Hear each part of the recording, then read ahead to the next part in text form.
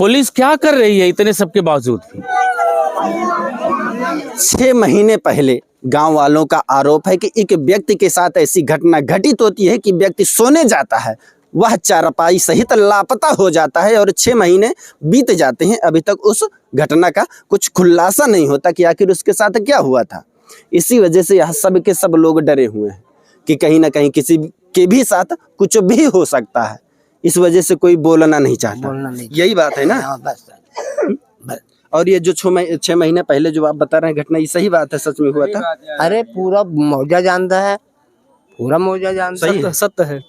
सही है भैया, सही है एकदम। बताइए, आप सोच सकते हैं एक व्यक्ति चारपाई सहित गायब हो जाए और अभी तक 6 महीने बीत गए, खुलासा ना हो, तो यह लाजमी है कि गांव वाले डरेंगे।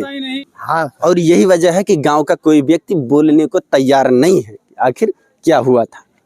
अब प्रशासन अपना कार्य कर रहा है, प्रशासन ईमानदारी से इसकी जांच करेगा तो कहीं ना कहीं खुलासा होगा कि आखिर इस 11-12 वर्षीय बच्चे के साथ क्या हुआ था।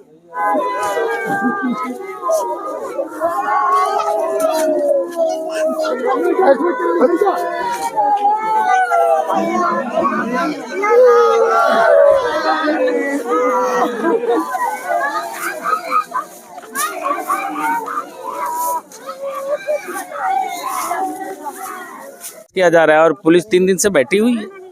3 दिन बीत चुके हैं, सोचिए आप, 3 दिन बीत चुके हैं और अभी तक साजिश का खुलासा नहीं किया जा सका कि आखिर उस 10-11 वर्षीय बच्चे के साथ क्या हुआ था। यहाँ पर आप देख रहे होंगे पूरा जनसैलाब उमड़ा हुआ है, सबके सब सिर्फ और सिर्फ न्याय चाहते हैं, उस साजिश का खुलासा चाहते हैं कि आखिर उस बच्चे के साथ क्या हुआ था। अभी तक किसी को कुछ नहीं पता। एसएचओ महोदय कह रहे हैं कि हम बिल्कुल, हम पहले से ही वो बच्चा सदमे में था। 2-3 दिनों से वो अपने माँ को छोड़ करके 1 मिनट कहीं जा नहीं रहा था, पेशाब करने तक नहीं जा रहा था, वो घर के अंदर ही पेशाब कर दे रहा था। इतनी हिम्मत नहीं हो रही थी कि वो बाहर निकल जाए। तो इसका मतलब कि इसी गांव का कोई व्यक्ति उसको बुरी तरह से धमकाया था।